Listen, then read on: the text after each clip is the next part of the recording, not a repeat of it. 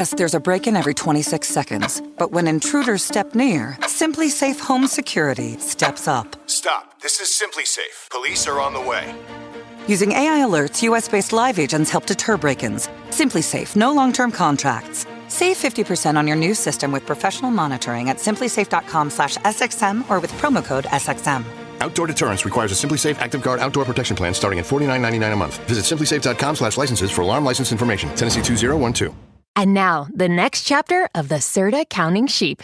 Hey, Uncle Number One, why aren't we counting anymore? Let me tell you a story. Long ago, Serta invented the perfect sleeper mattress. Oh, no. Oh, yes. It says the all-new Serta Perfect Sleeper with the Q4 support system has 4-in-1 perfectly interlinked coils that help relieve aches and back pain for perfect sleep night after night. We'll never get counted again. Nope. Serta, we make the world's best mattress. A roast as dark as the night, perfect for fueling the cryptid research and mad ravings required for your podcasting. Don't mind the red eyes. He's just trying to warn you of the bridge. The bridge. Finally, from the caffeine-addled brains of Spring Hill Jack Coffee and Last Podcast on the Left, we bring you Mothman's Red Eye Blend. Yes, delicious Panama beans. Go to lastpodcastmerch.com to order yours today. Hey, what's up, everyone? How you doing? Ben Kissel here with Henry Zabrowski. Yeah, it's me, man. Yeah, bro. Henry Zabrowski is smoking some of that sweet Last Podcast on the Left, babe. So go out there and purchase yourself some. I hope you enjoy it. We have sativa, we have indica, and we have a hybrid. And I have to tell you, from my personal experience, they are wonderful. Super tasty, live resin. You really get the delicious weedy taste, which is what I like. And Yes. 3 different experiences. You go to your local vape store and get it. Absolutely. Thank you all so much for supporting the show. We absolutely love you. Can't wait to see you on the road and get that vape, put it in your brain, and have a good time. And if you want us at your favorite weed store, give them a call and ask for them by name. Absolutely. Last Podcast on the Left, it's weed. Hail yourselves, everyone. Hail Satan.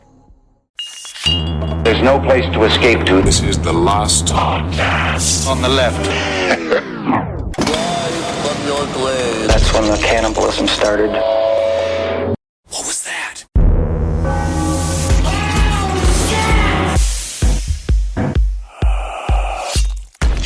Man, I forgot about Akon, dude. I can't believe he showed back up, dude. What are you talking? You're supposed to forget about Dre. How did you forget about I never Akon? forget about Dre. I would never forget about Dre ever in 1,000 years. But Okay. It's just so crazy. Just think that he came for so long. He was gone, and now he's back, romancing all the way from Africa back to America. Man, it's fucking incredible, dude. This whole story, I'll remember. I've been working on it because I know the audience. They expect a certain amount of accuracy from me. Sure. Just who I am as a performer. They expect an abundance of words anyway. They look at me and they're like, he knows what he's doing. I'm in good hands, especially with accents. He's a shapeshifter. And so back into South Africa for this episode. And it's important to remember that it's South Africa. Wow, very good. See? All right, everyone. Welcome to Last Podcast on the Left. I am Ben. Genius, big. Hanging out with Marcus Yes. and the newly crowned fan of Elon Musk, Henry Zabrowski. I'm intimidated. Oh, very good. Well, Say it, so I think that's very, very brave. That's a Right? brave stance to have in 2021, considering it ended in 93. I've been against Or right it. around there, anyway. I've been against it since 87. That's Well, when that's I knew. fantastic. That's when I knew what it was. Well, thank you all so much for joining. 84. That's when I was born. It took 3 years for me to understand global politics. And then I understood pain. I understood pain at 87 and money. You're a savant in every sense of the word. This is our final episode in 2021, so hope everyone had a fantastic, everyone had a fantastic holiday and a fantastic full year. Full year. Wow. So what a way to put an exclamation mark on it with this topic. Before that, I want to give one shout out to my friend who I met in Fort Lauderdale, Florida, named Diane or Diana, but she is a bartender at Ocean Mist Pub, okay? And I was at this pub for 4 hours and people it's a hard job, so go to Ocean Mist Pub in Fort Lauderdale, tell Diana Ben sent you and she'll charge you double. Anyway, send her some love. Okay. But guys, we're back in UFOs. We're back in UFOs. But now we're back in UFOs. We're back. And we all are discussing, this is so smooth. We are discussing today the story of Elizabeth Klarer.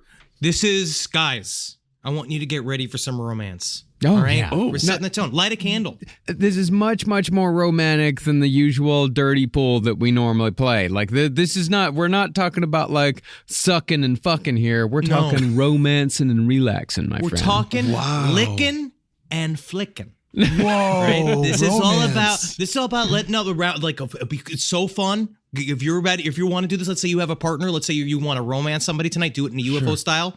Get a bunch of petals. Put it in the shape of an orb on your bed. All right? It's really important. Set the tone. Put out some bars of soap. That's great. And if you're trying to figure out how do you make the shape of an orb, just lay down in your bed. Given the fact we've all gained 50 pounds, put the petals around you, stand up. It's in the shape of an orb.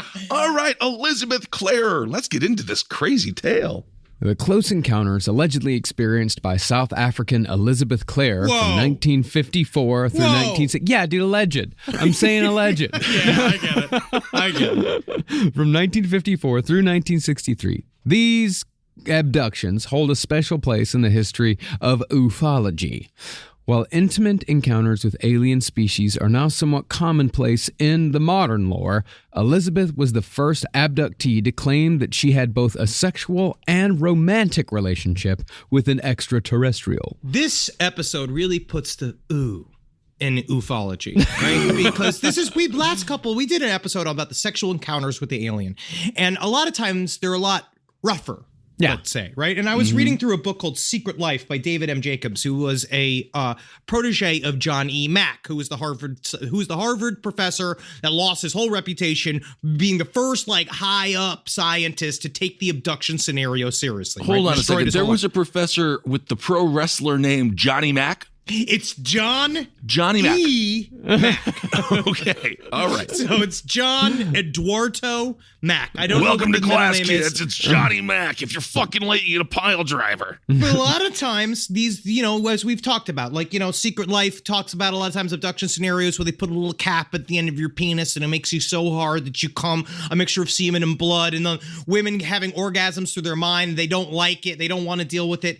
This is different. Okay. This is romance. And what this really requires, especially if you're incredibly sick, like I'm getting over, Marcus is getting over. If you're incredibly sick, this is a really good time to eat a bunch of edibles and let this permeate through your brain, like through the membrane of your reality, and understand every once in a while these encounters can be romantic. Okay. Can I split the difference and roll up a joint made of edibles? Mm-hmm. Yeah, of course. That'd be fun to burn. From what she later claimed, Elizabeth Klarer mated with a Nordic-type alien named Akon, who claimed to be from the planet Meton, a.k.a. Venus 2, located 4.3 light years from Earth in the Proxima Centauri system. Okay. Yeah, you gotta get the best fucking herb on Venus 3, though, dog. Yes, indeed. You are smoking so many edibles today, it's crazy. Well, following 2 sessions of romantic copulation, Klarer claimed to have been impregnated by Akon, and she subsequently gave birth on his home planet. Remember? Meton. Meton. Yeah. There, she spent 9 years in Meton time raising an alien hybrid son, although in Earth time, she was only gone 4 months. Okay. That's nice, though, man. Honestly, I like the transition. Boom, boom, get out. You raise a kid, then you're done. 4 months later, Earth time, you're fucking done. You're already a mommy. It's like the kid's in college. I agree. That sounds like a good thing. Yeah. Klarer, however, was never shy about giving the details of her story. She began speaking out about her experiences in the 70s, and her story was in fact given a standing ovation at the 11th International Congress of UFO Research Groups in 1975. You could almost hear the pre-grunt from the entire crowd when they're like, I think we have to do a standing ovation. I was about to say, and it's also incredibly difficult for the amount of rascals in that audience for them to do it. Can I just rev the rascal a little? That's as good as a standing ovation. Well, partly, the standing ovation was because Elizabeth Klarer had a story to tell that was more than just a horny fairy tale romance with a beautiful alien. Is it, though? I don't know. I hope we get a little bit more than that. I'm given the benefit of the doubt here. In addition to the window dressing, Elizabeth was also able to give specific technical specs about Akon's UFO that, at the very least, sounded highly convincing. It was very detailed in the way that we see a lot with abduction scenarios, people who experience these type of things, and people who have things like schizophrenia, like highly detailed fantasy worlds, or is it highly detailed reality, something that she understands? Well, to tell the truth, romance novel narrative aside, the UFO specs given by Elizabeth Klarer could be applied to some of the very real video footage we've seen of UFOs these last few years as a result of soft UFO disclosure. Oh, yeah, I've seen a couple of hard UFO disclosures as well on the old Pornhub. Are you watching UFO porn, Kissel? It exists. Honestly. I don't watch it, though, because I don't believe. True.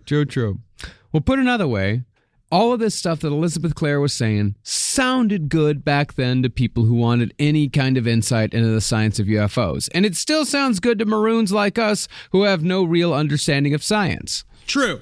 And her stuff was... Wait a second. It's true. It sounds... I don't know anything about science. You go like, oh, yup. Every single time she explains about like light energy conversion or turning matter into energy or like gravity wells. Like she says all this stuff that the alien said to her. He alien-splains to her many times, which we'll see. And you're like, yeah, okay. Yeah, I guess that makes some sense. If you ever say I don't know about science again, I'm just going to push back with saying I've read every Marianne Williamson book. So you tell me I don't know about science.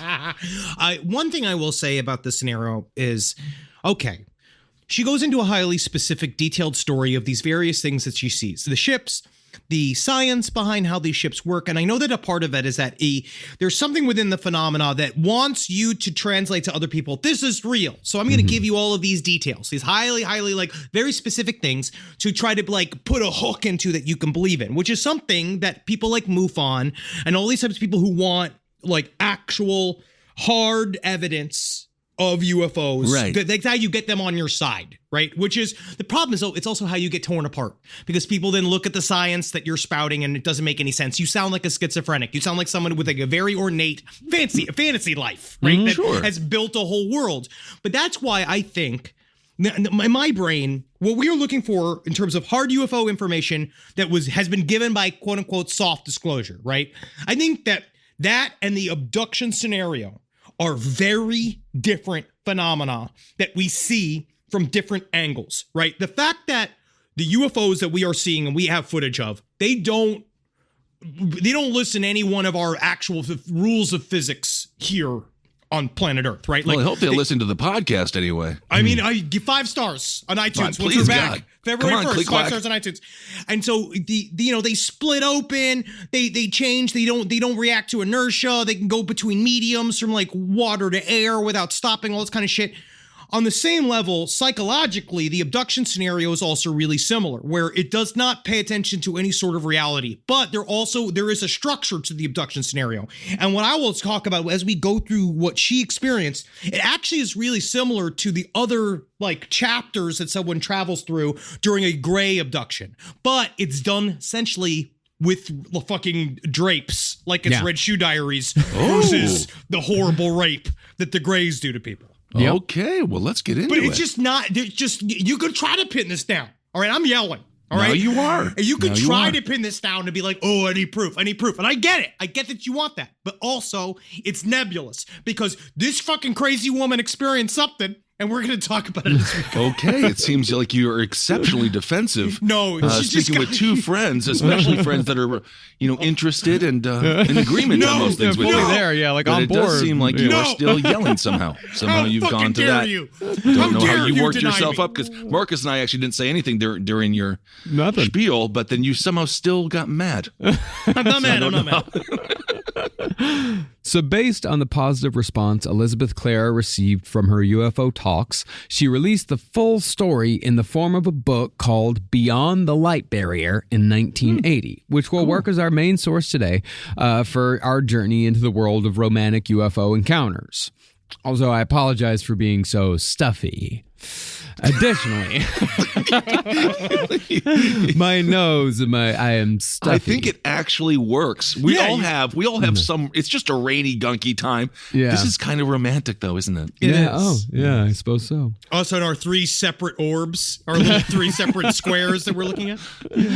Additionally, we also used a chapter from a book called Maverick, Extraordinary Women from South Africa's Past by Lauren Bukes. Bukes, by the way, gave a very generous account of Elizabeth Klarer's life story, in addition to the alien experiences. You know what I also want to give all of you a tip on? It is this documentary that is narrated by one of the most compelling voices I have ever heard in UFO documentation. It is called Extraordinary: The Seeding. It's narrated by this very ethnic man named Henry Zebrowski. And it is about the hybrid phenomena. It's actually very interesting, and it is connected to what Elizabeth Klarer experienced. But I was even cracking myself up watching it yesterday because I forgot that I narrated it. And so it's just my voice coming in over these people talking about being space raped. It is very, very interesting. But it's got a lot of compelling footage. Wow. All right. Well, watch out. Whoever narrates Ken Burns' documentaries, Zebrowski's coming for your job. Coming for your family. Well, don't talk that way about Peter Coyote. He's fine. Oh, is it Peter Coyote? That's right. Coyote. He's got a great voice. So Elizabeth Klarer was born the youngest of 3 daughters on July 1st, 1910, to an English couple who had settled on a farm in the KwaZulu-Natal Midlands in South Africa. This, Elizabeth said, is where she had her first extraterrestrial sighting at the age of 7.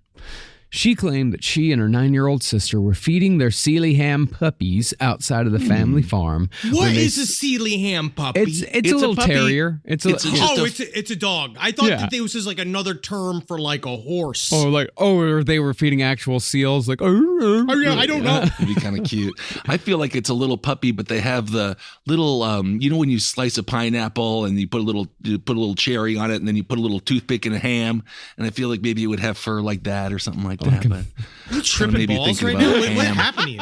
The Sealyham puppy. You would think it'd have little pineapple slices on it. No, I mean, you sure? Okay, you want? Yes. It works. I'm allowing a lot today. Thank you.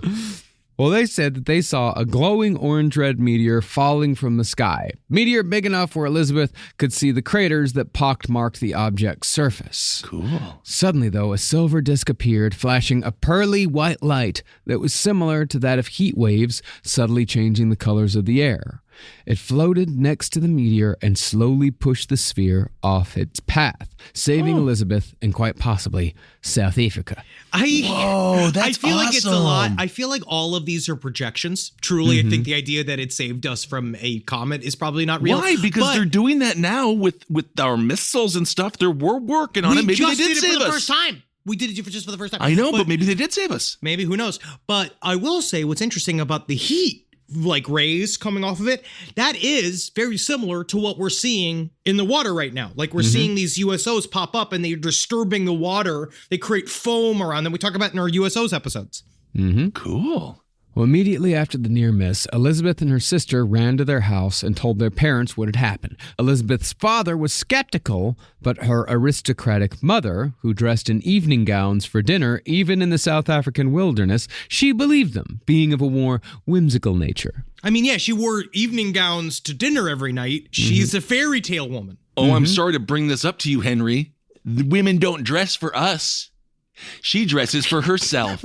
And so because she said, I want to feel special today. And she doesn't care if anyone sees her because she wants to wear her evening gowns and then eat what I can assume is a series of different porridges. All I know is that if you start wearing evening gowns, Kissel, I know that you haven't made a Harry Styles turn towards androgyny. I know it means you're about to have a stroke. Yeah, that's possible. Because you will have to shop at the Dress Barn. I know, the Dress Barn, one of the worst named places of all time. For every size of hog who wants to go out for a date. We don't get treated very well, do we? No. But the man who gave the most credence to their claims was their Zulu farm manager, Ladam, who had a deep understanding of Zulu folklore. Ladam believed that the girls had seen a lightning bird, which can be either a good or bad creature. I fucking love lightning birds, dude. This is so fucking sweet. Have you ever read anything about the Dogon people as well? Yeah, I've read about the Dogon. The Dogon's talking about the idea that they are very, very attached to to aliens, and that they've been speaking to aliens for a very long time. There's a very deep relationship between several African tribes and the UFO phenomena. Cool. Very true. On the good side, the lightning bird can be a herald of the sky gods. a creature with metallic iridescent wings that shift color in the same way Elizabeth described the craft that pushed the meteor off course. But the lightning bird can also be a creature of evil. That's what fucking happens, bro. It's neutral, bro, like the universe. Yeah, it's said that this creature usually served as a familiar for witches and witch doctors, bound by their masters to attack their enemies in an often vampiric fashion. But you know what's so annoying? Is like the witch does all the work, right? And then the witch doctor comes in and is like, yep, you're fine. It's just you're bullshit. comparing this. You're basically comparing nurses and doctors to this idea that nurses do all the work. Yes, because what does the witch doctor actually do? And we need to start fucking thanking our witches out there. Because during this pandemic, they've been putting some hexes on people, and I know for a fact they killed a couple of evil ones. Yeah, you're right. The lightning bird has an insatiable appetite for blood, and sometimes takes the form of a beautiful young man who seduces women, quite possibly like our friend Akon in this story. So months after the incident with the meteor, Elizabeth had her second sighting, this time with farm manager Ledam present.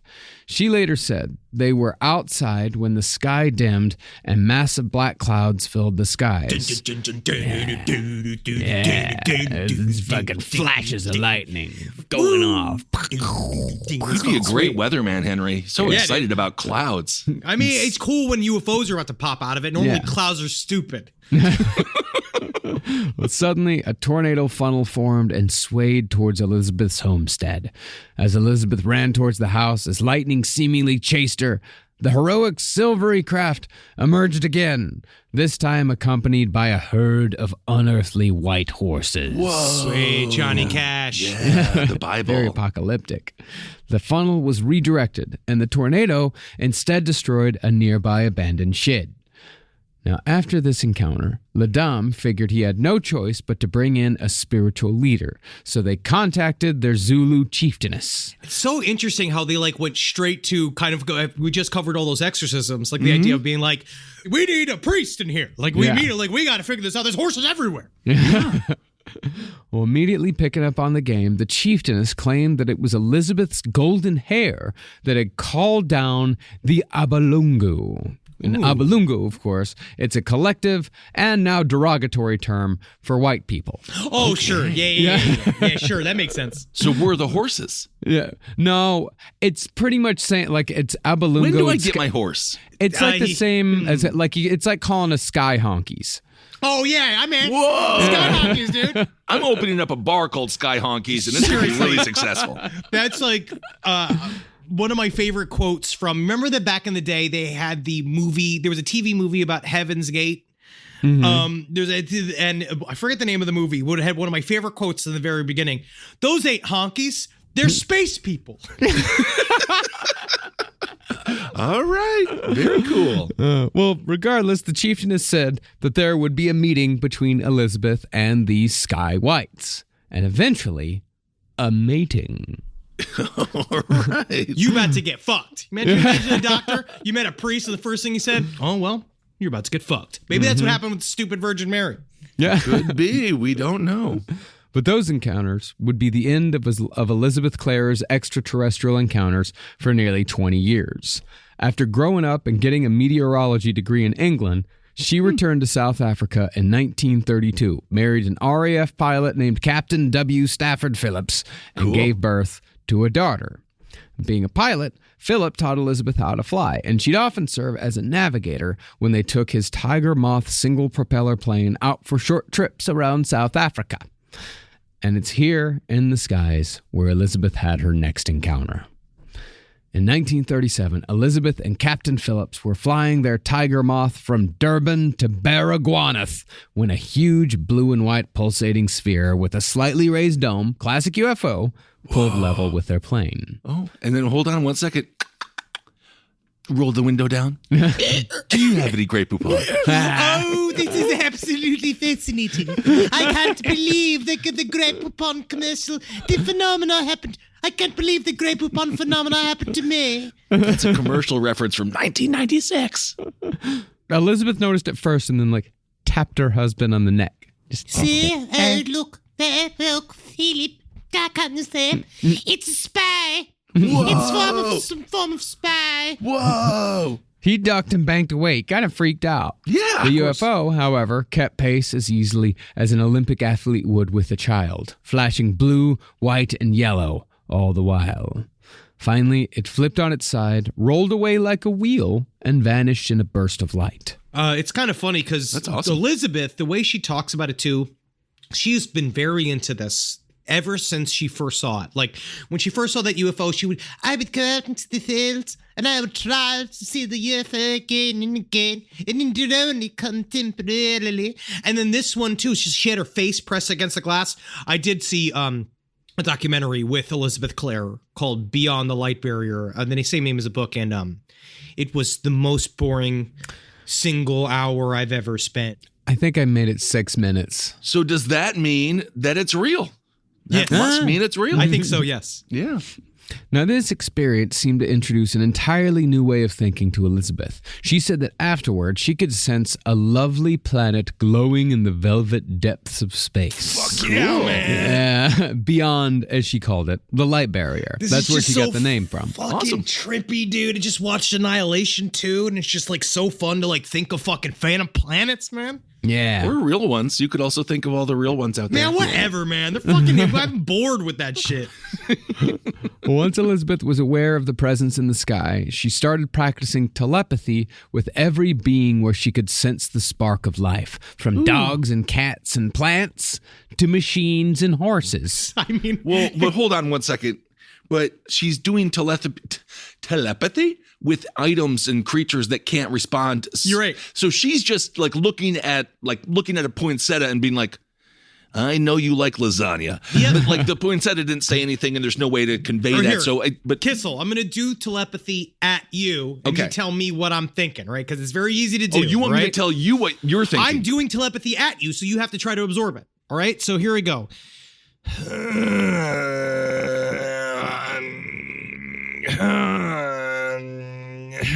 You were thinking of your father face down in the pool that you bought the family. Jesus fucking Christ. Is that it? No, that's the darkest thing. That's dark. Oh, God damn it. I was thinking of a big butt. Yeah. Oh, similar. Perhaps took us up in the air. No, the Zabrowski butt is a trait that is very familiar. It is a butt that goes in. Yeah. It's recessed. All right. Well, I should have guessed. Mm-hmm. So shortly after this sighting, Elizabeth's husband, Captain Phillips, was redeployed to Hatfield in England just as World War II was heating up. There, Elizabeth worked for the Royal Air Force as a meteorologist, trained specifically to observe aerial anomalies. That part's definitely true. Cool. It was while she was working this job that Elizabeth claimed to have met and made friends with Air Chief Marshal Hugh Dowding, a British national hero who would later lead the defeat of the German Luftwaffe during the Battle of Britain in 1940. This guy's a big deal. I love the names in this story. Yeah. Oh, yeah. If I met him, I would just go like, good work. Good work. Finger guns. Yeah, bro. Fuck you want. I'll buy you a Happy Meal or something. Cool. Fuck yeah. Yeah, bro. Hell yeah, dude. They do seem like very classy people, though. Very.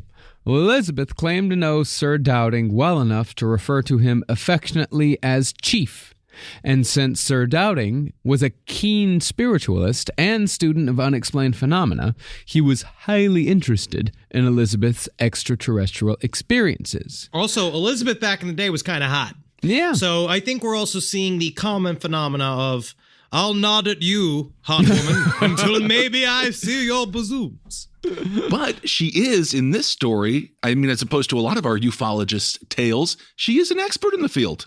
If anybody could be right? Yeah. a person that can identify things in the sky, she technically got a degree in it. Yeah. That's pretty good. Now, while this connection seems like an outlandish claim, Sir Dowding spoke often and publicly about his spiritualist beliefs, claiming to have spoken with many dead fighter pilots. He was very open about his belief in wooey-wooey. PTSD, it's really actually quite sad that he had that experience. Who knows? Yeah, it's pretty. Additionally, he also believed in reincarnation, claiming his first wife gave him information about the reincarnation of animals long after her death. Was he just talking to my mother? You know, I knew Valentine. I met this butcher the other day. And he gave me an extra cut of the lamb. I was going to get lamb and he gave me an extra cut of it. And I knew that was Valentine talking. This is our first dog. She says stuff like that. Mrs. Dombrowski, I'm actually a widow. My wife died 15 years ago, and I was kind of attracted to you. So actually, if I could just get some more of the lamb, that'd be really good. Fantastic. Thank you. You're my dog. Oh, I'm I'm sorry. Well, what's most interesting about this is that letters made public in 2018 revealed that Sir Dowding's beliefs went deeper than just, PTSD reincarnation. He believed in fairies and gnomes as well, and was in fact a member of the Theosophical Society founded by occultist Madame Helena Blavatsky. It happens all the time. You got Edgar Mitchell, the astronaut. He believes wholeheartedly that he saw structures on the moon. You've got this new guy that I've been reading about, John Ramirez, who used to work for the CIA. He's saying all sorts of fucking shit about how he knows for a fact that humankind is a cloned creature, that we were made by aliens. Cool. Could they change it a little? Yeah, I feel like we could use a couple of nip tucks. Yes. But it is weird. Michael Aquino created an entire sect of Satanism called the Temple of Set. It is really interesting to see how many people within our government do believe in all of this stuff. And then it's like, does that make you feel better or not? I don't know. That's the wonderful gray that we live in. But they did just recently see that structure on the moon, which I don't think has been explained yet. And I think that world will continue to unfurl in front of our eyes. We don't know what the moon cube is yet. We don't know. This podcast is brought to you by Squarespace. Squarespace is an all-in-one website platform that helps you stand out online. Yes, that's right. You don't have to smash your face with a hammer. You can just start a business. It's got everything you need on Squarespace, from securing your domain to building a professional site and showcasing your work all in one place. Let's say you want to show everybody how you can carve your ribs out of your lower abdomen so that you look more like a Ken doll. That's amazing. You can bring your vision to life with AI-powered design or curated templates, plus flexible editing tools that helps you create something that truly reflects your style, especially if you are somebody that is trying to corrupt the young men of America. That's what Squarespace is really going to help you. Squarespace makes it easy. It makes it easy for you to put all that together, and you just go to Squarespace and do it all. Thanks, Braden. Head to squarespace.com/left for a free trial. And when you're ready to launch, use offer code LEFT to save 10% off your first purchase of a website or domain. Hey there, everybody. Is your cell phone bill too much money? Are you getting that bill and you're like, hey, what is this? I can't believe for what? For 5G? Are you crazy right now? $100? I don't even barely got any bars when I'm just sitting in my living room, okay? You don't have to deal with that anymore. Are you ready for this? $15 a month. That's right, $15 a month on Mint Mobile. Yeah, baby. Get their wireless plan, because they're just sitting there on the T-Mobile 5G network, and it's just $15. Your whole life, you're just paying all this money every month. You're like, why? Where's it going? It's going to these phone companies that are robbing you. So go to Mint Mobile. Let them help you talk to your mom. So get your new wireless plan for just $15 a month. Go to mintmobile.com/LPOTL. That's mintmobile.com/LPOTL. Cut your wireless bill to $15 a month at mintmobile.com/LPOTL. That's it. There's no catch. Upfront payment of $45 for 3 months, $90 for 6 months, $180 for 12 months. Plan required, $15 per month equivalent. Taxes and fees extra. Initial plan term only. Greater than 50 gigabytes may slow when the network is busy. Includes up to 20 gigabytes hotspot. Capable device required. Availability, speed, and coverage varies. See mintmobile.com. Let's check in on the Serta counting sheep. Why aren't we counted anymore? Well, the all-new Serta Perfect Sleeper has the Q4 support system that helps relieve aches and back pain. We'll never get counted again. Nope. Serta, we make the world's best mattress. Well, concerning Elizabeth, she said that Sir Dowding recruited her to do research on UFOs just before World War II broke out. During the war, she did research on small bright lights that used to bother and follow British fighter planes, called Foo Fighters, by the pilots. Or as Christopher Walken says, Foo Fighters. Thank you for that. It's on that Saturday Night Live, when people do the, they cut to, some person has been cutting up the intros of bands by hosts on Saturday Night Live. That's what he said. Foo Fighters. Foo Fighters. Okay, very good.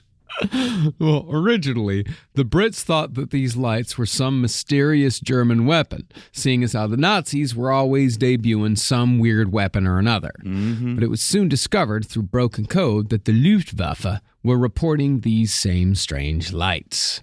Now, Elizabeth moved back to South Africa in 1943 while the war raged on, and allegedly, she continued her work for aerial intelligence until an Afrikaner group with Nazi sympathies lit a gas tank on fire and put Elizabeth in the hospital in the ensuing blast. Oh, my goodness. But just as the war was winding down, so too was Elizabeth's first marriage.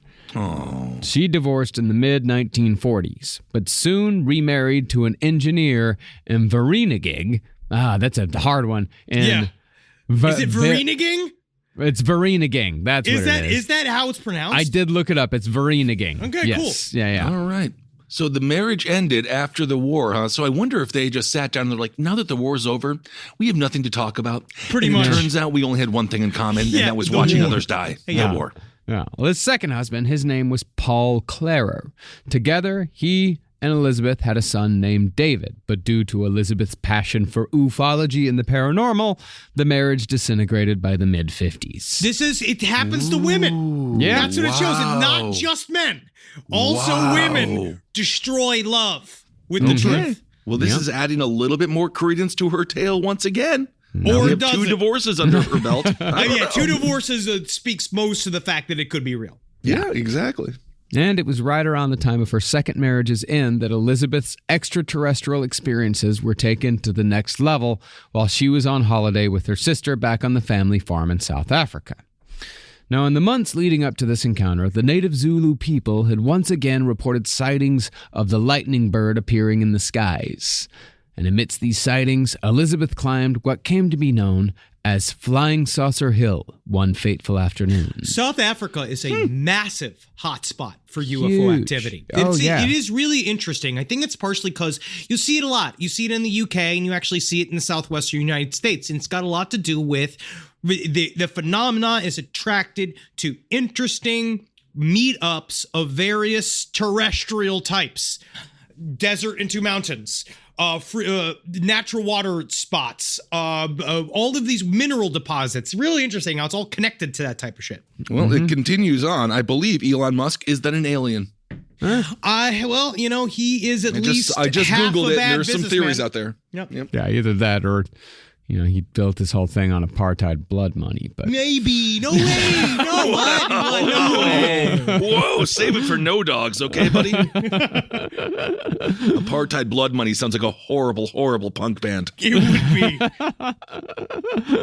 Well, up on Flying Saucer Hill. Not yet named Flying Saucer Hill. Only named Flying Saucer Hill.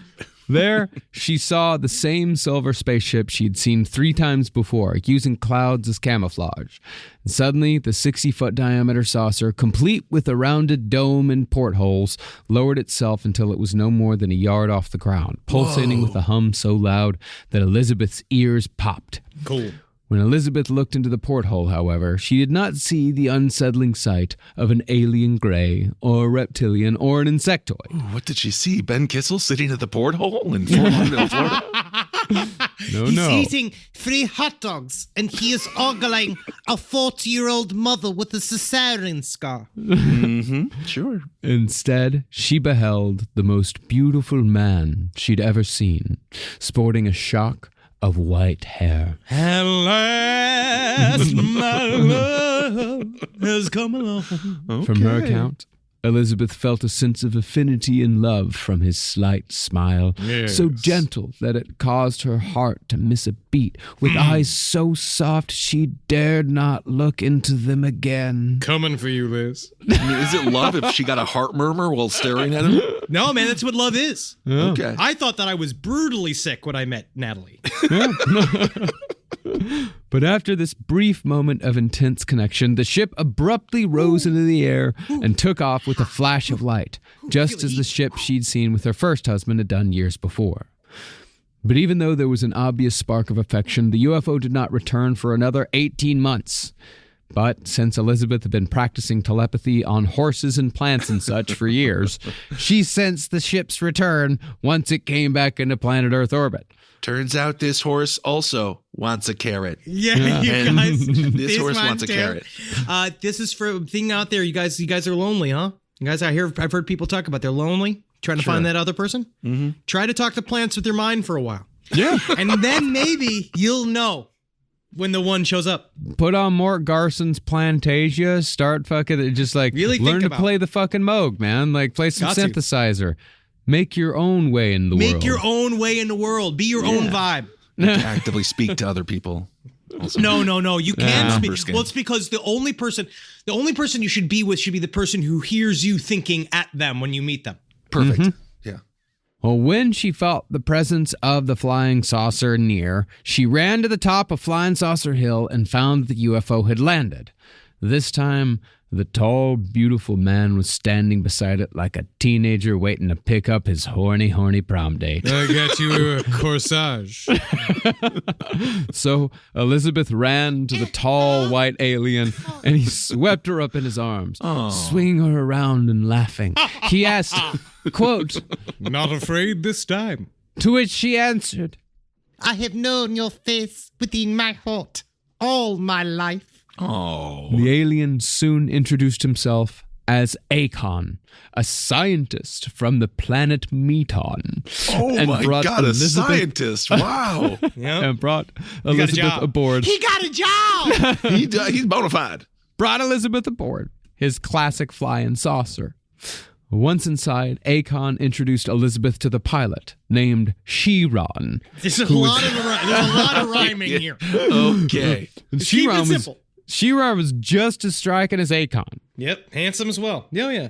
Akon, Elizabeth said, had straight, long, golden white hair with high cheekbones, light gray eyes, and an aquiline nose. Okay, so it's Akon and Sheeton, and they're from Heton. Chiron. Meton. No. Meton. Okay, so it's You're being Akon, racist. Chiron, and they're from Racist against Meton. aliens, yeah. Okay, Yeah. interesting. Mm-hmm. This guy, Akon, kind of looked like an alien Adrian Brody with the hair of Edgar Winter. The perfect man. Wow. He's a good actor. Yeah. Akon's clothes were fairly standard for an alien, a one-piece, form-fitting, shimmery garment with only hands and head exposed, although gloves and a headpiece were nearby. The head, Elizabeth noted, was also form-fitted, with slits for the eyes, nose, and mouth, like a somewhat less aggressive version of the GIMP mask. Cool. Okay. Yeah. Hey, man, he's got how he concentrates. Yeah. Now, from what Elizabeth said, about the only thing on her mind at this moment was carnal romance. Oh, yeah, man. Made her fucking wet downstairs. Yeah. But you're fucking married, Liz. No, You're she's married. divorced. She's divorced at this time. Oh, is she divorced during this She's time divorced. period? Yeah, man. Ooh, Remember the horny. second husband left her. I thought because that this he was couldn't handle during. this. I thought it was because she was getting eaten out all the time in space, and that's why he left. No, Carnal romance he is left. carnal romance is so close to sounding like carnival romance, and you would be amazed what you could do with a hot dog. Dude, man, carnival romance. You don't think there's not some massive fucking happen behind the Ferris wheel, my friend? But Akon told her that he had observed Elizabeth all her life, had watched her as a child, and had wanted to be with her, but needed to wait until she had grown up in the knowledge and understanding that came from repeated visitation teasing. We have a saying on Meton. If there's grass on the field, you play with the ball. At some point, I want the ladies to comment on this. At some point, like, when does it become, oh, you stalked me my entire life and you were attracted to me since I was 4 years old? Like, that sounds creepy, right? There's a song. Actually, I think there's a song about it. Like, what is this like? A girl, you'll be a woman soon? Is that what it is? Yes. Yeah. It's waiting for her to turn legal. Yeah. All right, I guess. Okay. Yeah. Well, at that moment, after this somewhat creepy statement, he kissed her. And this, as Elizabeth Klarer wrote in her book, is what happened next. A magical electric current seemed to fuse us together in an eternity of ecstasy. In that moment, I knew that the art of love was of the mind and soul, not only of the body. Smiling at my thoughts, he put his hand gently under my chin, tilting my head back and looking deep into my eyes. We rarely mate with Earth women, he said. When we do, we keep the offspring to strengthen our race and infuse new blood. Oh, interesting. But before they could mate and strengthen the race, Akon gave Elizabeth a very long and extremely detailed tour of the mothership. Oh my, it immediately gets boring. He mansplains her. Yeah, he immediately, he's just been like, this here's the trigon for Plankevniken. It turns energy into meter cubes. And she's just like, interesting. Oh, you're tall and you have a job. Yeah, he's describing all the technology that made space travel possible. Just immediately turned into Tim the Toolman Taylor. Yes. Well, put simply, Akon said that the spaceship converted pure energy into physical substance through its smooth circular shape, transforming it into a combination of matter and antimatter as the outer skin energized in alternating pulses. So you're going to eat my pussy now? Yeah, not yet. Sooner than okay. This process, Akon It sounds like this guy would be a fan of Jay Leno's Garage. I know Akon was cool, but now I'm thinking, like, I don't care about the dashboard. Well, this process, Akon said, is achieved, quote, by pressing that red button. That glorious red button. So you don't, Akon, you don't know shit. So scientists created this, and you just hit the button. You don't do anything. No, but that's how it's made. Is that you hit the button, you hit the big red button, and then you go vroom vroom. But I don't know anything about cars. That's all I do in my truck. I hit the button, but I can't tell you about cars. That's all he had to say. He was trying to impress her, bro. Yeah, but that's how it turns on. After the big red button was pushed, an electrogravitic field created a vacuum that encircled the ship, enabling it to shift without the restriction of speed and without sound. Technically, this is what some scientists, like what the UAP group was trying to study, was this shit, the idea of gravity wells. Okay. Yeah, the whole of its propulsion system, he said, was the combination of electric, magnetic, tempic, and resonated forces. The unified field, as it now were. we're heading into Marianne Williamson territory. You know what I mean? Like, this is also what she said, what she was going to do to fix the government. Well, and listen to that episode of Top Hat when I interviewed her. She's a lovely person. Yeah. She couldn't be any worse. Well, basically, the tempic or time field maneuvers the spaceship from one time field to another, which is how UFOs tend to appear or disappear very suddenly. They're not actually moving through space, they're moving through time. Well, sure. Whatever fucking floats your boat, bro. All I know is it's fucking $5 a gallon for gas right now in LA. So fucking if that's time, I guess if time is money, then yes, I put about fucking $60 a time into my fucking car every week. Okay, great. Yeah. Well, controlling the temperature field, meanwhile, allows the ship complete mobility and control over the velocity. I think it basically removes friction, right? I think. Yes. Okay. I don't know, man. I don't know. So after explaining the spaceship technology, Akon fed Elizabeth salads and golden fruit juice. The golden fruit juice thing. Golden fruit juice? Golden fruit juice, yes. It's piss. He says apple juice is also golden. It could be. He says it's golden fruit juice. We don't know what it tasted like. She apparently liked it. It could still be piss because some people like drinking piss. But he presented all of this. He's like, we grow this right here on the ship. Because where? We do Where not do you need grow to it? go On the ship. Push the button. You'll see. It's this other red button. So after explaining all that, Akon's brother Haben showed up and explained, as all aliens tend to do, that we're pretty much doing everything wrong here on Earth. Oh my God, they're Canadians? Yes.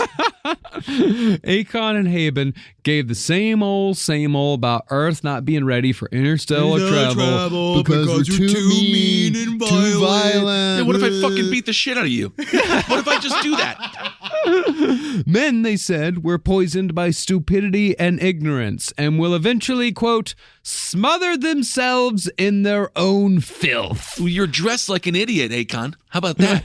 This is a form-fitting outfit that was made by space tailors with space silk. Okay, so maybe you think about that, you unwashed fucking monkey. You got long hair. You look like someone's lesbian aunt. I've heard that before. Oh, thank you, Akon. You got that from Twitter. Akon, it's man's fucking right to smother himself in his own filth. Fuck yeah, dude. Very true. America, bro. Very true. Akon also said that they tried making contact with Earth authorities, but every single time, whatever Air Force they contacted tried to either shoot him down or ram their spaceships with their airplanes. They don't understand. I don't think that's true. We're trying to teach the Air Force about the clitoris. They will not listen. Well, Haben then took a big left turn in the conversation, saying that he too had been watching Elizabeth since she was a child, and that they'd all collectively chosen her to mate with Akon. Yeah, it's what they did to Drew Barrymore. This is horrible. So now they have, so now it's two brothers and this other person who is the pilot. They all been staring sexually at a little girl, and they all decided when she was old enough, they'd let the tallest one fuck her. Yeah, and by old enough, it's like she's in her mid-40s at this point. She's like 46, 47. Yeah, man. And has already had 2 kids. Because life doesn't end at 40. Because you should be. That's when a woman really ripens into something you can really chaw on. I just don't know if she wanted to make this a family affair. What does she think at this point? She's loving every minute of love and love. I'll sidestep in this creepy statement for a bit. Akon put his race in relation to humans, possibly to seem just the slightest bit less alien.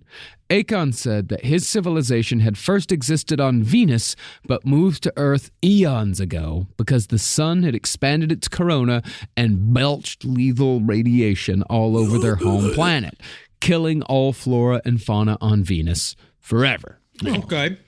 Eventually, the Venusians had to leave Earth as well for the same reason, although the corona belch the second time around only killed the dinosaurs. I don't know if that's what killed the dinosaurs. No, we know for certain that it was the asteroid, don't we?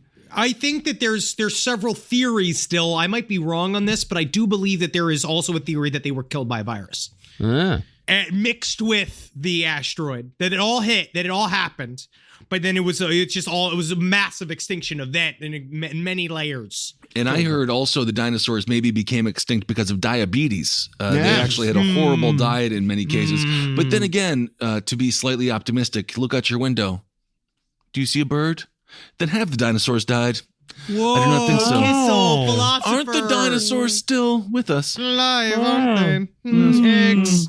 I got 12 dinosaurs in my fucking refrigerator right now. I mean, think about it, man. At one point, fucking Earth's just a bunch of fucking dinosaurs. Fuck and yeah, Venusians, man. Yeah, man, and Ringo. You see that movie where Ringo's hanging out with the dinosaurs, the caveman movie? I believe it. Raquel Welch. Yeah. I mean, you know, the thing about the T-Rex, there's no way they could find a drummer for a T-Rex band, so Ringo has to come and save the day. You are the living end. Living end. Yeah. Well, according to Chiron, some Venusians did stay behind in an underground city in Antarctica, safe from the radiation. Presumably, they're still there. Yeah, it's hanging out, man. Yeah. But Meton. That's where the good weed is at. Yeah. Hydroponic. But Meton, or Venus 2 as they called it, was a peaceful, natural place. This, Akon said, is where he and Elizabeth would mate. It's just such a fun idea of explaining all of this, like, planetary history, all the solar system stuff, and then finally, and that's what brings us to Venus 2, where we'll fuck. Oh, wow. That's it. But it all boils down to... Not yet. Not yet. I'm not for war, but I think peace is a little overrated because if they're like, oh, it's peaceful, that means nothing happens. No one can ever scream. Like, sometimes the peace has to be interrupted in a random Starbucks. I don't think someone's becoming a real Nancy Pelosi over here. I'm just saying, if everything is super peaceful, isn't it a little boring? I don't know. I tend to be okay if I don't see violence for a while. Not I could not see open violence. We saw a man die in front of our eyes in Baltimore. Right. All those people got shot in front of our venue in Portland. And That's true. There's a lot going on that we don't dial down. That's a good point. But there was no time in any of that in which I thought, awesome. Cool. Fucking hell yeah, bro. Fuck yeah. As long we can still have sports in a peaceful world, so then you can get your violence out that's that where way. you should. Yeah. That's where it should be. Okay, yeah, keep it there. I just need to see somebody bleed. Yeah. But as I was saying, they're going to Meton, but not yet. Just as they were sharing electrical kisses, Akon told Elizabeth that she was actually a Venusian. You're very mature for your age. I'm 47 years old. She was the reincarnation of a long-lost soulmate. But despite this, he could not take her to Meton then and there to fuck. Instead, he said, quote, "Our lives are entwined as a thread of gold weaves a pattern in the sky. My love, my life, my chosen mate, I will return to possess you and sow the seed of my love within your delicate body. The mark of my love will remain within your soul forever. 'Cause nobody wants to see us together, but it don't matter, no. Nobody wants to see us together." Write that song down. Yeah, that song's very popular. Song's about a horribly abusive relationship that the family is trying to save that girl from, but then the guy says, "Yeah, see, that's why you should love me because they hate me," and then that ends up in a massive divorce, or maybe she's even dead. So, what a great message for the kids! That's Akon, man. That's Akon, man. That's Akon. Also, this is the only point in the story where I think she might be making it up because no man, alien or human, would ever be that romantic. Yeah. You don't know. And with that, Elizabeth was returned to Earth to wait once again. Again? But you gotta wait for that dick. They've been stalking her for half a century. Not ready to get fucked yet. This is the whole thing, man. This is what you've been doing. You're playing a long game with love, Kissel. Yeah. But word did spread quickly of Elizabeth's abduction. And seeing how this was the mid-1950s, is right at the start of the UFO craze, Elizabeth started her long career as both a source of fascination and ridicule in the South African press. But even so, Elizabeth said Sir Dowding flew from London just as soon as she told him what had happened. But he did advise her, let all the hubbub calm down before trying to contact Akon again. Let me ask you, Elizabeth, is there no way that maybe you should practice your lovemaking on a human man first, before you make love to this Venusian? And I will say I'm a hero. In the Battle of Britain, I fought the Luftwaffe my very own self. I'm the only one who did it. And I feel I'm the best candidate to try your vagina first, before you go to this Venusian. Interesting sales pitch. Now, from what Elizabeth said, the press weren't the only ones giving her attention. She claimed that she was threatened with abduction by shadowy, unnamed military organizations, possibly Russians, if she didn't hand over the secrets of the alien propulsion systems to authorities. Because if you believe in the Treaty of Gaeta storyline and the President Eisenhower talking with the Greys, if you believe in that world, they went to the Russians, but they didn't like communism. So they wouldn't do it, even though I don't really understand it because the aliens probably lived in a far more communal world because they're all connected on a giant, mental network. Well, it seems like they could also be very violent. But according to Elizabeth, all she had to do to get rid of these authorities was to tell Sir Dowding about all the hassles, and he assigned her an ex-policeman to guard her home and accompany her wherever she went. He was shooting his shot, dog. Wow, security. It was also around this time that Elizabeth supposedly took a picture of Akon's craft using her sister's camera. But this does seem to be another instance of a big lie told by a person who might be telling the truth in other areas, also their story is believed. She thinks something happened, right? She believes that she was seduced by a man in the sky, and she's been dealing with this a long time, and she has these vivid memories, and then she takes this picture, which you'll see say right here, it's definitely a hubcap. Yeah, she just kind of flung it into the air and took a picture of it.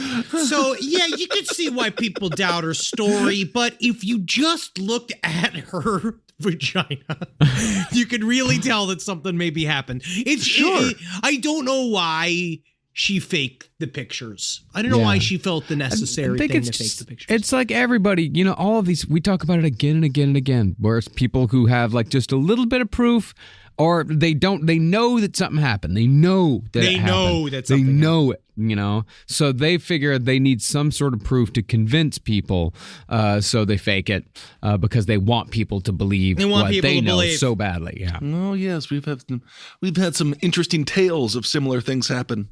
Oh, yeah, it's different perspective this past year or so. Suffering from dry, tired, irritated eyes? Don't let dry eyes win. Use Sustain Pro. It hydrates, restores, and protects dry eyes for up to 12 hours. Sustain Pro. Triple action dry eye relief. Let's check in on the Serta counting sheep. Why aren't we counting anymore? Well, the all-new Serta Perfect Sleeper has the Q4 support system that helps relieve aches and back pain. We'll never get counted again. Nope. Serta, we make the world's best mattress. In the U.S., there's a break-in every 26 seconds. But when intruders step near, Simply Safe Home Security steps up. Stop. This is Simply Safe. Police are on the way. Using AI alerts, U.S.-based live agents help deter break-ins. Simply Safe, no long-term contracts. Save 50% on your new system with professional monitoring at simplysafe.com/SXM or with promo code SXM. Outdoor deterrence requires a Simply Safe Active Guard outdoor protection plan starting at $49.99 a month. Visit simplysafe.com/licenses for alarm license information. Tennessee 2012. Now, according to Elizabeth, Akon again went almost 2 years without returning. Gotta wait. He's fucking everything else under the sun. This man is not saving himself for her. He is going out. He's having sex on Mars. He's getting all of these cheap dime pieces out of the way. Yeah. All right, because that's what it's about, man. Yeah, man. It's about emptying the bad cum out. Yeah. Into a bunch of lessers. And then you choose the real one, and you choose that one to cushion all the way to the back. Okay. Mm-hmm. When Akon's ship supposedly appeared above Johannesburg in 1958, Elizabeth got in her car and left for Flying Saucer Hill. I'll go ahead and say Johannesburg. Johannesburg. It's all like that. Yeah. Akon was waiting, but so too was a military helicopter. Uh-oh. Unperturbed by such simplistic shows of aggression, however, Akon bent the light rays around his ship to render it invisible. See? It's that easy. No one can see anything. He sounds like someone who really thinks that Bill Maher's monologues are funny. You just don't understand. He's layered approach to comedy. And he's the only one willing to speak truth to power from a central position. That doesn't remotely make me upset. Have you seen Religulous? Biting satire. Biting. It really puts people in place who need to be put in their place. Yeah. But Elizabeth knew that Akon's return meant only one thing. It was finally time to consummate this long-awaited love affair. My God, get on with it. Oh, that push, making the push. All right, so she's 50 at this time? She's 49. Okay. That's right. Leaving the military behind to scratch their heads, Elizabeth entered the ship and removed her clothes before taking a bath in an exotic green foam. Gotta wash all the other fucking strange off. We're getting sexy here, fellas. Okay, come on, yeah, get ready. I'm getting real sexy here. Okay, I'm hot. Right. I'm hot. I think it's a fever. All right. Physically sick. Could be. But I'm hard. Yeah. Okay, rock That's hard. how I knew I was feeling better. Honestly, is that I woke up with a boner again, and it was really nice. It was like a welcoming sign. Fantastic. Welcome. Well, after cleansing herself of earthly pollutants, she got out and stood naked before a mirror, brushing her hair. Akon suddenly appeared from behind and ran his hands through her hair before pulling her close and presenting a ring of beaten silver and green enamel. He said he grabbed her, but he put his hands, his fingers into her hair, into her scalp, and then pulled her head close to his face and sniffed her. Yeah. Okay. He then carried her to a silken platform near a curved wall, and she, in her words, surrendered in ecstasy to the magic of his lovemaking. Their bodies merging in magnetic union as the divine essence of their spirits became one. I'm a go. Oh, that is disgusting. Never stop that. No, I'm going to go is the most disgusting way to say that you're going to have an orgasm. I am so upset with you. Ugh. After Elizabeth gave herself to the man, I'm not going. I'm gonna go. It's awful. I'm gonna go. I'm gonna go. Oh, God. Well, after Elizabeth gave herself to the man from outer space, Akon gave her yet another tour around the ship. Let me show you here how the septic system works. It's fascinating. This relationship is not going to last. I can already tell. It's getting bored. It's not about that, man. It's already been good. Yeah. Then he brought her back to his cabin where she could rest from all that passionate alien love making. Here's an ice pack. Had some Tylenol. There you go. For the swelling. That's very nice. But the rest would not last long. Soon, they gave in to the throes of passion once more. He opened my gown, and it slipped from my body to the floor. Whoops. How white your skin is, he whispered, placing me down on the silken platform, and he kissed my body from the top of my head to the tips of my toes. I swooned in that moment of ecstasy when I felt Akon's naked body press into mine as he made love to me again with such complete possession. All right. Nobody wants to see us together. Yeah. No matter no. All right. Seems like she's really enjoying it here. All right. That certainly sounds like a woman who's sort of sexually enjoying herself. Yes, indeed. 95.5 CLIT. Welcome. We're fucking 10 years old. I mean, it is. It's mostly Henry talking about it, really. I'm sure it was quite romantic. Well, she fell asleep very soon, but when she awoke, Akon politely but firmly escorted her off the ship. You're going to have to go now. All right. You're going to have to get out of here. Honestly, it's been fun, but I've got to get to work. He's having sex all over the universe. Well, he told her that she was now with alien child. And this is despite the fact that she's 49 years old. Nice. He did, however, assure her that he would return to fetch both her and his half-Venusian son before his birth. Yeah, right. The times in the intermittent period, however, switched from romance novel to sci-fi thriller, ever so briefly. Somehow, the Russians got wind of Elizabeth's pregnancy, so a group of Russian cosmonauts flying a spaceship that had a death ray on it ambushed her while Elizabeth was out riding her horse one day. She galloped away and made an escape, while the Russians, in their frustration, fired the death ray and melted a nearby boulder. A brewing storm drove off the cosmonauts back to their orbiting spacecraft, while Elizabeth rode her white horse into the sunset. That was my best friend and cousin, Captain Planet. I'm gonna go. Not long after, Akon reappeared and told Elizabeth it was time for her to come to Meton. Got to. Oh, my God. You got to go. What is she doing in South Africa? Does she have a job or anything? She's got She's kids. a UFO personality. She's a meteorologist and, definitely UFO personality. But she was actually, her job wasn't good enough where she could just leave behind her car. She told fucking Akon, dude, I can't leave my car. Can't leave your I car. gotta take the car. I gotta take my car with me. So Akon said, fuck it. Bring the car too. Yeah, come on, Bring let's the go. car. Yeah, we'll ship it. We're shipping. Come on, let's go. Let's just go. All right, let's fucking go. Yeah, Akon's very demanding. I came to fucking get you. We're going to Venus too. We'll take the car. Who gives a shit? All right. Seems like we're starting to fight here, but that's okay. And they all flew to Meton together. Now, Elizabeth claimed she was gone from Earth for only 4 of our months, which somehow equaled 9 years on the planet Meton. It's planet time savings. No. Okay. Interestingly, though, no one, not even Elizabeth's own children, remember her being gone for 4 months that year, nor did they remember her being 49 years old and pregnant, and then suddenly not pregnant and almost a decade older.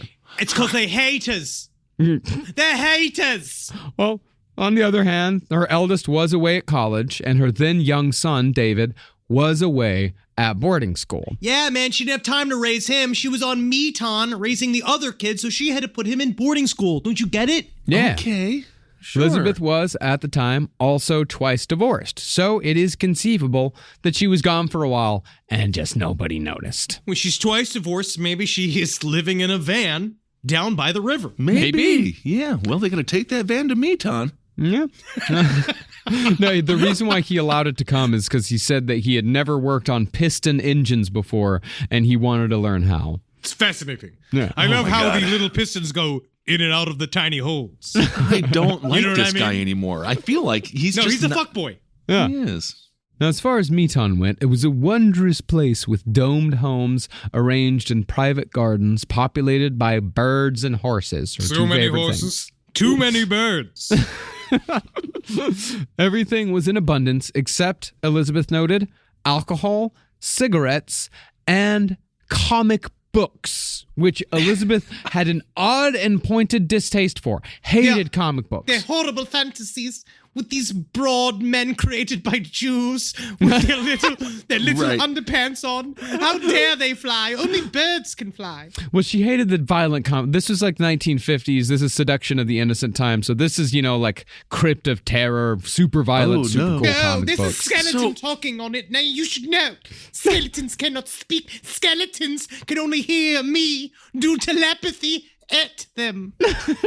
All right, so the planet just happened to not allow the 3 things that she hated the most. Yeah, right? Yeah, dude. Liquor, No, it's because you happened smokes, was and before comic that. books. So it's Akon got almost like done she with his made it last happen. fuck round, and then he walked around. He's just like, "Okay, everyone, with the cigarettes, all right, throw them out. I'm bringing my fuck toy here. She's gonna be here for a little bit. She's got to raise my son. You hide the comic books. Okay. Oh my goodness. Once she's gone, we can bring it all back. All right. But until then, I need you guys to cover for me. Oh, it sounds like a great fun time having a little whiskey, smoking a cigarette, reading a comic book. That's too bad she doesn't like that. Yeah, you just described my late teens, early 20s. Yeah. Most of your life until like 5 years ago. Yeah, till I quit smoking. Well, the homes in Meton, she said, were never higher than 3 stories because the people like to be close to the energy of the planet. And I'm skipping over a lot of like her new age bullshit. A lot of new age, like love is the unifying force. Like she comes this close to saying spaceships are powered by love. I mean, I think she means powered by fuck. Yeah. She got deeply fucked. All of this, I think, is screen memories. Like, in a way, if anything is true, to compare it to the actual other, like, abduction accounts, like people talk about with Secret Life, these are all just far more elaborate versions of what people experience when they're abducted by Greys, or they say they're abducted by Greys. Like, the idea of these screen memories, because I imagine that, like, what if the real Akon is just a bunch of fucking tentacles? It's right. But he appears to you as if it's this beautiful man, because there's this one thing in what I realize with the Greys, what they try to do is there's one part of the abduction scenario that I never really read about that I found interesting, where they have people play act, right? Where they'll go into a room and they're like, all right, your husband, this is a vision of your husband. He's tied up and you have to save him. And then all of a sudden you're frantically trying to save him. And then all of a sudden everybody turns into Greys. And you realize that they have been watching you to see your emotional reactions, to see how you hang out. And that they often make you feel love feelings, right? Like they'll do this thing where they look in your eyes and you feel like you're being, you have an orgasm, or you feel like you're like truly in love with the person that you're meeting, this entity that you're seeing. And what it seems to be, it's more that they're trying to understand if it is true that the Greys don't understand our emotions, which is why they need us for their hybrid programs and they need us to raise their children, is that is true. They're looking at ways to arouse feelings and different types of intense emotions from us so they can try to understand them clinically. Like, this is a long way for Akon to basically be like, so that's what it's like to have a girlfriend. And then that's it. And then just cut her loose. Well, we're very emotional creatures. I don't think it's that difficult to solicit those. Mm-hmm. It's not. No, but that's the thing. The Venusians, they're far different from us. No tensions, no aggressive thoughts. And they said that's why they were allowed, that's why they lived unusually long lives. That's what kills us. It's the stress that'll kill you. That's what they're telling us. That's what it is. How does, whatever. It's the stress. It's the Not stress that'll bullets. kill you. It just seems like, again, highly boring. So after yet another tour, Akon told Elizabeth the reasons behind his multiple comings and goings. I can't be here all the time. Is it because you want to go slam a bunch of space poon? No, he said, and this is, I want you to, guys, gals, I want to hear if you've heard this line before. And what this tell me if you recognize this. Okay. I took you at the right time when I detected your vibrations. This had to be done twice. Making love to you twice was the most beautiful experience. And it also was necessary, because having a boy is a lot more difficult. Male-bearing sperm lasts only a few hours, so I had to be accurate within hours about your time of ovulation. Sounds like every NYU professor trying to fuck a student. Now, because Elizabeth was not native to Meton, she had to drink a fruit juice to regulate her heartbeat, which also helped her child, who needed to be born on Meton so he could be attuned to the environment in which he belonged. Does that make sense? Ben? Sure. Yes. Yeah, sure. Yeah. But when it was time for her to give birth, as was outlined in the chapter titled, I had no idea of the time as we kept it on earth, but I sensed the time going so fast, so very fast, that I dared not think of the future. I just lived for the glory of the moving present. Wait, that's the name? That's the name. Name of the of title of the chapter. Yeah. She said the pregnancy, that having the baby was easy.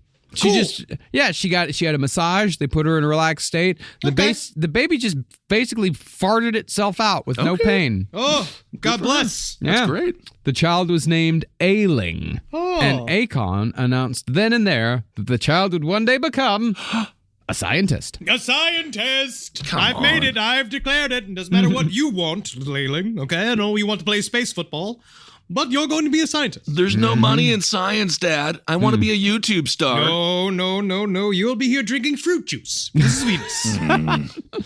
What's interesting about Elizabeth's experiences, though, is that while she claimed to spend 9 further years on Meton raising her son, she spent just a few paragraphs describing the 9 years of child rearing in her book. Yeah, what are you going to do? It's boring. No one cares. No one cares about that shit. Well, I think it would be kind of interesting. Yeah. Yeah, raising a child on a different planet in a different solar because system. what's kindergarten like? What's kindergarten like? Oh, do you they have don't want to pre-K? know all that. No, You don't want to know What does the all kid that. eat? Yeah. No, you don't care about all of that. Is there a child tax credit? Yeah. Akon's horses took up pages upon pages, on the other hand, of flowery prose. 4 legs. They were there, brown and white, orange and gray. Yeah, all colors so of many horses. Yep. Yep. Dancing, eating oats, standing in a stable, riding. So many horses. I want to believe you because you obviously have such a creative imagination, but then it seems to really get stunted around like describing wild animals. I don't want to bore you. So that's why I say, look at the hair on the horses. And they it's so long and brown. And they got eyes and teeth. 1 tooth, 2 tooth, 3 tooth, 4 tooths on them. That's as far as I'll even go. I don't want to make you too excited. I love Werner Herzog's new documentary on horses. It's great. Unfortunately, Elizabeth's heart issue that was supposed to be fixed by the fruit juice, that persisted. And implanting a device to fix it wouldn't have done any good. So she reluctantly returned to Earth, ending her alien dealings. She got a job in a bookstore, and that's what she did. And honestly, most people I know that work in various used bookstores have all experienced this same exact thing. Absolutely. But even though the alien part of her life was basically over, she still managed to hold on to romance. She entered into a relationship with an ex-British intelligence officer named Aubrey Fielding in 1963, who'd run an art gallery after leaving the service. That's very romantic. Well, this is kind of depressing, though, because all the guys she's been with, they seem very successful, and they still weren't good enough. She had to make up an entire thing about fucking this guy named Akon in a spacecraft, and now she got another super stud, and he'll still not compete with this man. It's hard. Ben, in this you are wrong. Supposedly, this man had been sent to protect Elizabeth by Sir Dowding, and the two fell in love. And as opposed to her past husbands, who had open disdain for Elizabeth's extraterrestrial stories, Aubrey believed her completely and even worked on Elizabeth's UFO society, Contact International. This is for all of you. You have to make sure you can't change the person who you're with. You got to find someone who's into your life rhythm. Yeah. Or get someone who is completely and utterly deaf. When asked about Akon, Aubrey took it in stride, saying he didn't really care about Akon, just so long as he stayed in space where he belonged. Wow, that's cucky, but it's fine. Yeah. Okay. It's cuck-esque. That-esque. No, he said, don't come around here. This is my gal now, So what is he Akon. going to do if Akon does come around? It seems like Akon's a bit of a pussy. I just think that Akon got what he needed, and then he doesn't need her anymore. I think Aubrey is also fairly confident that Akon doesn't exist. Whoa! Don't ruin this for me. Tragically, though, Aubrey died in 1980, supposedly, friends say, by assassination through lethal injection. What? Due to Elizabeth's alien entanglements. Yep. Oh, my God. And not because she was 80. No. Now, even though Elizabeth was indeed given a standing ovation at the 11th International Congress of USO Research Groups in 1975. Rev up the rascals. Can I sit down? No. Please. Can you sit? That's a good question. Now that I'm up, I should leave. Even though she was given the standing ovation, she, like most UFO people, had her rivals and enemies. The haters. Specifically, actually, in this case, she's the hater. Really? She's the hater. She's the one who had a very public falling out in the newspapers with another supposed abductee named Anne Grevler, who claimed in her book, Operation Broomstick, that she'd had close encounters with an alien called Ashtar on the astral plane. That's my thing. That's my bit. You can't take mine. I get fucked in space. Yeah. Well, that's too bad, because technically they could have joined forces and proven that they are telling the truth, because multiple situations. You're right, Kissel, because it really probably would have led credence if she said, that's what happened to me as well. Yeah. All we do is get our pussies eaten in space. And then they could and everyone would have been like, everyone would have been into it. Yeah. Elizabeth also had particular disdain for a man named Philip Heumann, who claimed Phil Heumann is... It's just the most generic name. I'm trying to write a goddamn book here, but I can't think of a name for the main character. I will only have known I've met an alien if I met a man named Phil Heumann. Yeah. It's like, hi, I'm Phil Heumann. Yep, certainly human. I'm not a dog. And a bunch of costumes. Who can talk? Well, Phil Heumann claimed to contact aliens through a trance medium. Oh. And in Elizabeth's somewhat haughty view, aliens would never stoop to such low methods. All right. Oh, my goodness. Come on. Like I'm saying, she's the hater. Now, from what Elizabeth claimed, while she was in regular telepathic contact with Akon, Ailing would never come to visit because it was too dangerous for him to come to Earth. Of course, this is because of our barbaric human ways. Well, he's busy. He's got space college. He's got to be a scientist. Right. He can't be visiting all the time. And you just sit and listen to Cat's Cradle, and he ended up just like me. No. Elizabeth always claimed that Akon would one day return. But sadly, he never did. Nah, dude. And Elizabeth Klarer died in 1994 at the age of 84. Of a broken heart. You know what it was? She just got so damn clingy. She was so needy. It seems like Akon, you saw her a total of 5 times in 70 years. Yeah, say that again. I saw her a total of 5 times over 70 years. You idea how much that is for me? Come on. Well, she'd been working on a second book called The Gravity File, which was supposed to provide a detailed breakdown of Akon's electrogravity propulsion system. Yeah. And even though the guy who did the original narrating on the Hitchhiker's Guide to the Galaxy BBC show was supposed to finish this book, it still remains incomplete decades later. Therefore, it's likely that Akon's designs will remain in the realm of romance. I'll write the book right now. It's literally, the book is, how many words is that? Push the red button. Yep, done. That's the whole book. That's all we need to know, man. And All also when it comes good. down to, I think it shows that alien technology, isn't it just as mysterious as love? Isn't I'm it? gonna let that go. I think that is wonderful. Well, what a tale! I love this story. It's a I fun hope story it to wrap seems up like the year.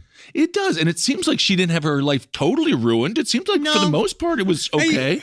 I just think that the experiencer phenomena, people who believe that they have been abducted and all these types of things, it's like, yes, or is it mixed up with actual psychological trauma sometimes? Absolutely. Is there because a lot of the phenomenon has to do with sexual content. Like, and they are always having sex with these things or being manipulated sexually. The idea of hybrid programs have been around for a long time. People who talk about it in ways that it sounds much like being raped. They are traumatized and they don't know what to do with it because they are getting scooped up like a fucking animal and then just dropped off someplace. And it is an interesting idea. It's just its own world within the UFO phenomena. The next UFO episode we'll be doing visitations with military people and talking about the military side of it, because I think it is really interesting. And then eventually we will talk about what the new group, whatever the new UAP group's going to come out, because they're all going to be figuring out, all they want to know is how they can use these orbs as a way to make weapons to attack everybody else. Sure they'll be figuring out a lot of things. Push the red button. All right, everyone. Well, thank you so much for listening. Let's see. Do we have anything that we want to announce? Obviously, Dude, Soul Plumbers. We're hitting the road alive, again. man. We're alive. It's going to be fucking 2022. We got to fucking keep pushing. This year's going to be, the next year's going to be just as intense as this year, as all of them are in their own different ways. We just got to keep our heads on a fucking swivel. We got to be strong. And we got to fucking do our best to help our fellow alien. There you go. Oh, and also, hey man, big ups to fucking Travis Morningstar. He's leaving the fucking mothership. He's going into the fucking private sector. We're going to miss him. We want to thank him he's almost been here for the almost entire run of Last Podcast. I'm sure he'll edit that out, but that is just fine. That is what he's supposed to do. It's the only time. But, thank you, Travis, for all your hard work. And we can't. Thanks, man.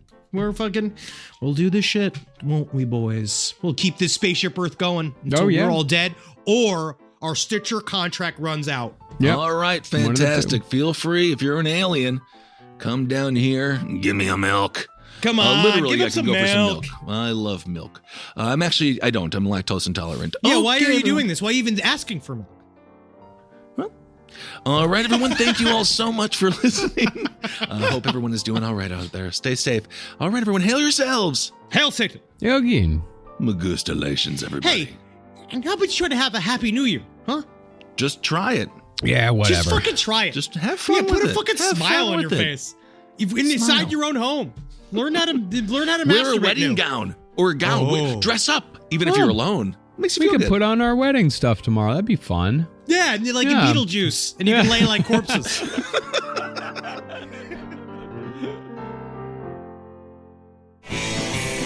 This show is made possible by listeners like you. Thanks to our ad sponsors, you can support our shows by supporting them. For more shows like the one you just listened to, go to lastpodcastnetwork.com.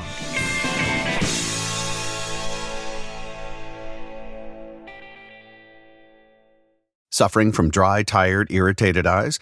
Don't let dry eyes win. Use Sustain Pro. It hydrates, restores, and protects dry eyes for up to 12 hours. Sustain Pro. Triple action dry eye relief. Traditional home security only alerts you after a break-in, and that's too late. Simply Safe is changing that. Stop. This is Simply Safe. Police are on the way. We don't just alert, we stop crime before it starts. Simply Safe, plan starting around $1 a day. Save 50% on your new system with professional monitoring at simplysafe.com/SXM or with promo code SXM. Outdoor deterrence requires a Simply Safe Active Guard outdoor protection plan starting at $49.99 a month. Visit simplysafe.com/licenses for alarm license information. Tennessee 2012.